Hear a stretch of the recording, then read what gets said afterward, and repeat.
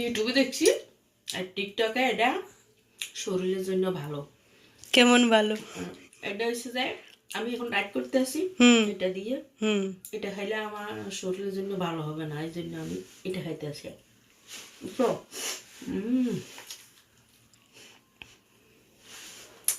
ওটা খাইলে না শরীর খারাপ, আর এটা খাইলে শরীর ভালো। না, আমি টিকটকে দেখছি কি এটা খাইলে টিকটক? ভালো, এটা শরীরের জন্য খারাপ। আমি তো দেখি উল্টা বলেন। না, উল্টা না।